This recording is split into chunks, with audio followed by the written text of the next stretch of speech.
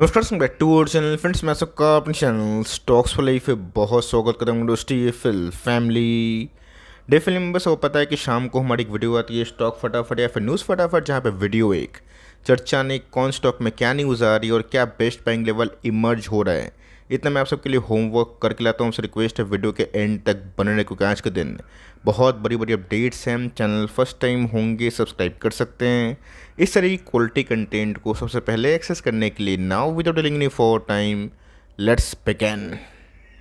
इस बात की जाए बाजार की, थोड़ी बहुत मुनाफा वसूली मोहर ट्रेडिंग के बाद देखने को मिली, और गेस व्हाट, वही एफआईएस काम दोहरा रहे हैं जो पिछले कुछ समय से बाजार के सेंटीमेंट को थोड़ा हर्ट कर रहा है। अगर आप ब्लू चिप से कंपेयर करें बाजार के मूड को, एफआईएस की बात की जाए तो ऑफकोर्स 1200 करोड़ के आसपास नेट सेलिंग होते हुए देखने को मिल रही है, जहां डीएस ने बाई तो किया है, बट एफआईएस के सामने डीएस की क्वांटम थोड़ी बहुत आज कम होते हुए देखने को मिल रही है। ऑफकोर्स कैसे भारतीय बाजार की ग्रोथ का इलाज हमें दिखाई पड़ रहा है, लेकिन ये एफआईएस कब तक बेचेंगे ये किसी को समझ में नहीं आ रहा। बट मेरा ऐसा मानना है कि जो एफआईएस ने तांडव मचाया है शायद 2023 के एंड तक हो, 24 के बाद शायद एफआईएस बाइंग करना शुरू कर सकते हैं। तो इसके पीछे वजह है, ऐसा नहीं कि मैं मनगढ़ंत कोई कहानी आपको बना रहा हूँ कि शायद मैं कम्प्लीटली गलत भी हो सकता हूँ, लेकिन मुझे ऐसा क्या फील लग रहा है बाजार को लेके वो मैं कन्वे करूँगा। बिकॉज आज दोस्तों गोल्डमैन सैक की तरफ से ना एक बड़ी अपडेट भारतीय बाजार को देखने को मिल रही है, जहाँ पे कैसे अगर आप देखें तो एफआईएस अभी भी नेट सेलर बनते हुए देखने को मिल रहे हैं। लेकिन दोस्तों अगर यहाँ करें सोच के चलिए, बस सेलिंग रुका या फिर फ्लैट मतलब वो बाइंग करना शुरू करें, तब दोस्तों भारतीय बाजार के ब्लू चिप कंपनी जिसमें एफआईएस की होल्डिंग 2008 के बाद सबसे कम हुई है, उन सब में धमाका हो सकता है। आपको अच्छे से पता है कि 1 by 1 करके दोस्तों मैं देख रहा हूँ कि हर वीक ना कोई ऐसा फॉरेन ब्रोकर आ रहे हैं जो इंडियन इक्विटी मार्केट को अपग्रेड कर रहे हैं। यहाँ पे दोस्तों गोल्डमैन सैक्स पे पीछे नहीं है, आईएमएफ सहित, वर्ल्ड बैंक सहित, वेरियस मॉर्गन स्टैनली सहित, जेफरी सहित सब ने दोस्तों इंडियन इक्विटी मार्केट को अपग्रेड किया है। तो गोल्डमैन सैक्स की बात की जाए, उन्होंने गैस इंडियन इक्विटी मार्केट को एकदम लोड अप कर दिया है, और ऑफकोर्स अपना गैस जो रेटिंग है ना उसको ओवरवेट कर दिया। और ऑफकोर्स चाइना की बात की जाए, उनकी इकोनॉमी को वो डाउनग्रेड बता रहे हैं बिकॉज ऑफ श्रिंक रीज़न। लेकिन दोस्तों यहाँ पे समझना बहुत ही इंपॉर्टेंट है, क्यों इंडिया ही ऐसा कंट्री इमर्ज हुआ है जहाँ पे ग्लोबल ट्रॉमा के बावजूद भी भारतीय बाजार को बहुत सारे ब्रोकर्स 1 by 1 करके अपडेट कर रहे हैं। आपको शायद याद होगा, अगर आप मेरे पुराने फॉलोअर हैं या फिर मुझे दिल से सुनते हैं और मेरी बात को रिकॉर्ड करते हैं अपने जहन में, दिल में, आपको दोस्तों मैंने ये बात बहुत बार बताया है कि ज़्यादा अल्फ़ा निकालना है ना, अल्फ़ा जनरेटिंग पावर का जो थीम है वो दोस्तों इंडिया में ही है, और जिसमें दोस्तों make in India, large cap compounder और मिड कैप मल्टीबैगर से भारतीय बाजार घिरा हुआ है। और मैंने कहा ये बात ना बहुत बार दोहराई है और रिपीट करना आज भी ज़रूरी है कि भारतीय बाजार में ना सबके लिए प्रोडक्ट्स हैं।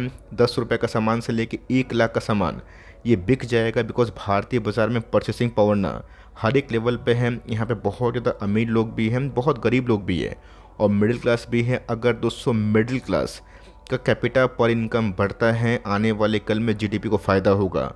और ये इंडियन इक्विटी मार्केट को दोस्तों कम से कम ना 2 साल शॉर्ट टर्म में अच्छा खासा एक बूस्ट दे सकता है। लेकिन लॉन्ग टर्म की बात की जाए, वही थ्योरी है और वही चीज़ आज सारे ब्रोकर्स दोहरा रहे हैं अपनी रिपोर्ट में, जिसको लेके दोस्तों हम लोगों ने पिछले कुछ समय से जस्ट कोविड के बाद जब चैनल की शुरुआत हुई है तब से वो कमेंट्री दी है।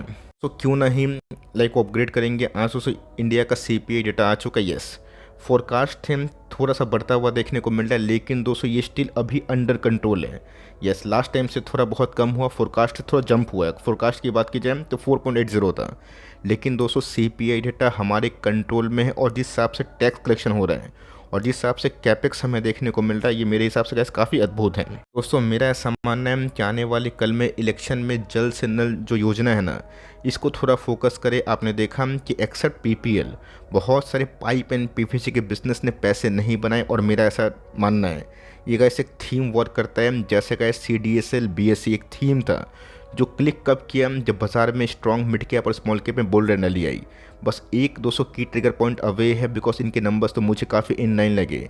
इवन सारे के सारे पाइप एंड पीवीसी की इंडस्ट्री के बिजनेस काफ़ी इन लाइन आ रहे हैं। ऐसा मानना है यस वैल्यूएशन कंफर्ट तो इस कंपनी में कोई मिलेगा नहीं, बिकॉज ये एक लीडर कंपनी है, 90 के आसपास ट्रेड करती है। लेकिन दोस्तों इस बार नंबर्स मुझे अच्छे लगे, और मैंने क्या क्या बोला दोस्तों कि हमेशा बाजार एक थीम पे काम करता है। कभी मेटल्स भागेंगे, कभी एनबीएफसी में तेजी आएगी, कभी फाइनेंस कंपनी भागेंगे, कभी दोस्तों लाइक पावर सेक्टर भागेंगे तो उसी बीच में गैस अभी तक ना पाइप एंड पीवीसी का वो चरम सीमा मुझे दिखाई नहीं पड़ा। लेकिन दोस्तों अगर एक की ट्रिगर पॉइंट इलेक्शन के पहले अगर बाजार में दस्तक देती है तो मेरा ऐसा मानना है कि सारे पाइप एंड पीवीसी अच्छा करेंगे, लेकिन आपको टाइम देना पड़ेगा। आप इस कंपनी को होल्ड कर रहे हैं तो परेशान मत हो, ये कंपनी लीडर है। और मेरा ऐसा मानना है कि जिस हिसाब से इस पॉलीकैब ने पैसे बनाए हैं ना, उस हिसाब से सारे के सारे अच्छे पाइप एंड पीवीसी आने वाले कुछ साल में इस लेगेसी को कंटिन्यू करेंगे।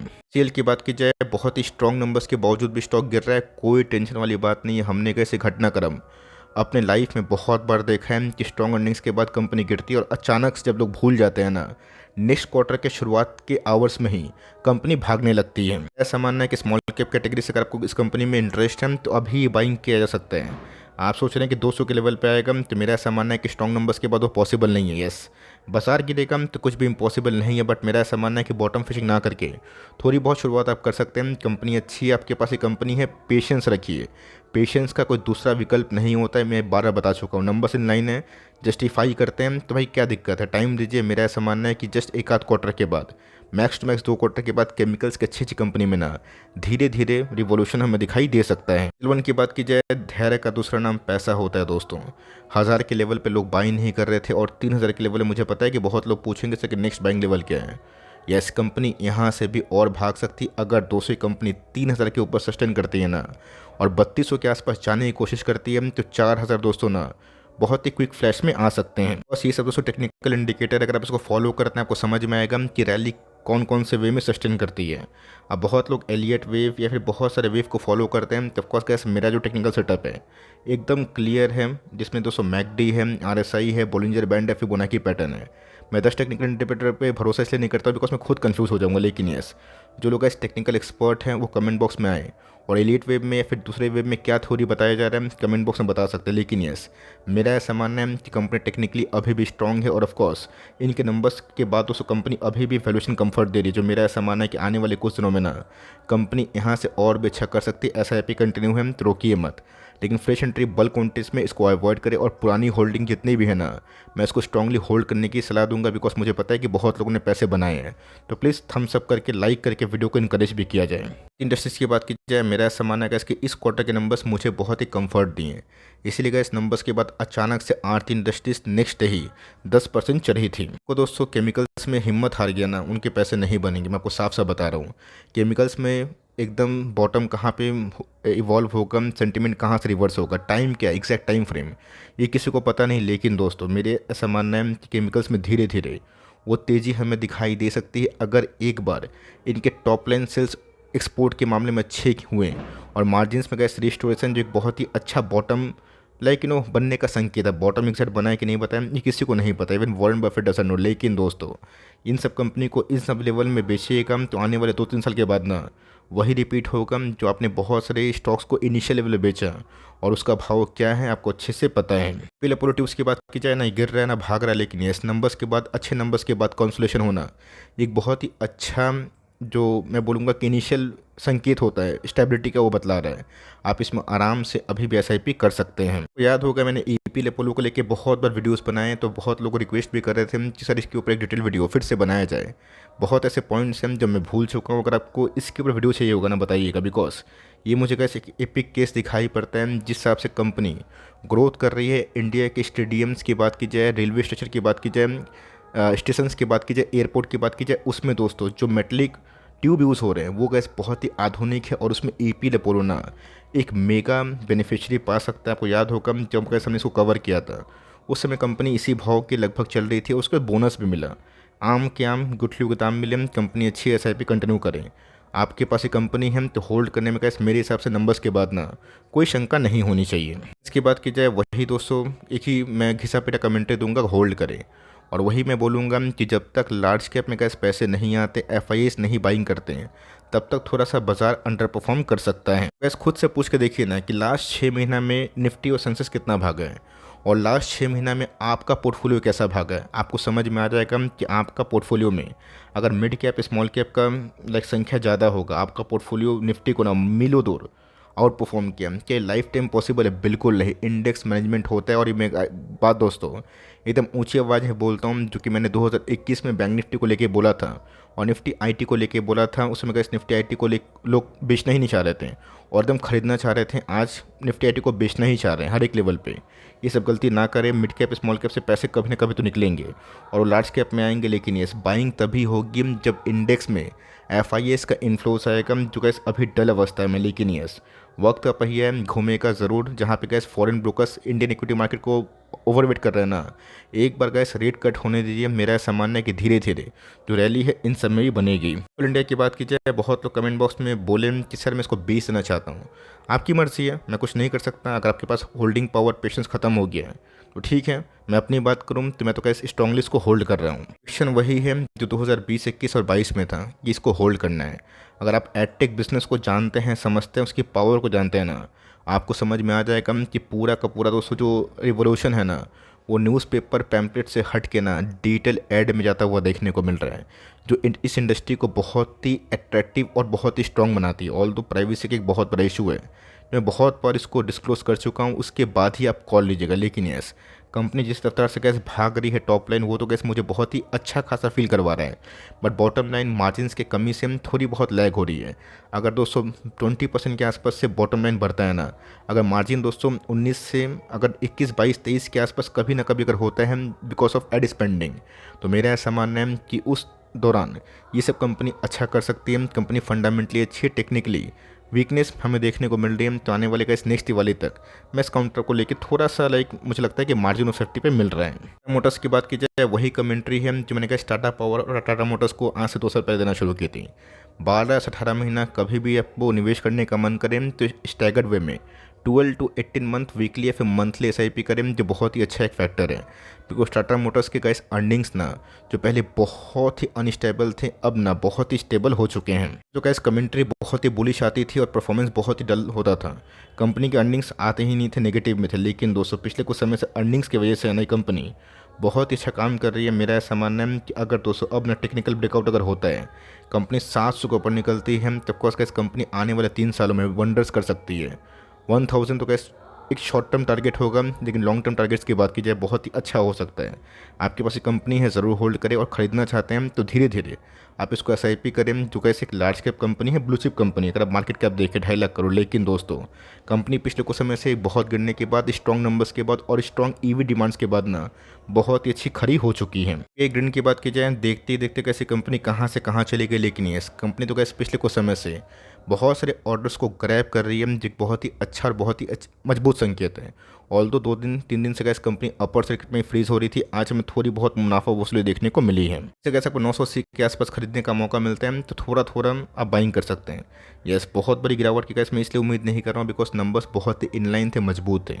अब मिड कैप स्मॉल कैप में गिरावट होना शुरू हो जाए वो सेकेंडरी है। लेकिन दोस्तों प्राइमरी ये है कि कंपनी के बिजनेस मॉडल बहुत ही मजबूत हुए, और ये सबसे गैस कॉन्ट्रैक्ट्स ग्रैब हुए ना, ये पहले ही रैली कर चुका है, जो ये इंडिकेट करवाता है कि आने वाले कम से कम 2 क्वार्टर कंपनी के लिए अच्छे हो सकते हैं। पुरानी होल्डिंग वाली जो भी निवेशक हैं जो इनको होल्ड करे पुराने असर से, मैं इसको स्ट्रांगली कन्वे करूंगा कि आप इसको होल्ड ज़रूर कर सकते हैं। मिल की बात कीजिए, ये भी कैसे एक अप्रैल वाली कंपनी है। अप्रैल क्या होता है? कपड़े, टेक्सटाइल में कैसे इस कंपनी के जो मार्जिन्स हैं और जो प्रॉफिटेबिलिटी है बहुत ही मजबूत है। और मेरा ऐसा मानना है कि 50 दिनों का मूविंग एवरेज कंपनी के स्ट्रॉन्ग नंबर्स के बाद इमर्ज हो चुके हैं। इस कंपनी को तो चाहे तो इस लेवल पे थोड़ा बहुत बाई कर सकते हैं। अगर आपको टेक्सटाइल में कोई बहुत ही स्ट्रॉन्ग मजबूत कंपनी चाहिए, यस। अगर आपको फर्दर गिरावट की उम्मीद है तो 200 दिनों का मूविंग एवरेज, लेकिन बहुत ही डीप हो जाएगा। यस, 50 दिनों का मूविंग एवरेज कैसे बहुत ही शॉर्ट टर्म वाला होता है, तो यहाँ पे कैसे कि इनिशियल एंट्री हो सकती है। नंबर्स कैसे थे, जस्टिफाई करते हैं इनके वैल्यूशंस को। थोड़ा महंगा तो ज़रूर है as compare to other textile, but company उतना ही स्ट्रॉन्ग है और उतना ही दोस्तों बहुत ही अर्निंग्स का ना तड़का हमें हर साल दिखाई पड़ता है। ट्राइडेंट की बात की जाए तो ऑफकोर्स का इसमें जानबूझ के इसके बाद ट्राइडेंट को ही कवर कर रहा हूँ। बहुत लोग क्या करते हैं कि छोटा प्राइस है ना, तो बड़ा पैसा KPI मिल में नहीं लगाते और ट्राइडेंट में लगाते हैं। लेकिन ऐसी गलती आप कम करें।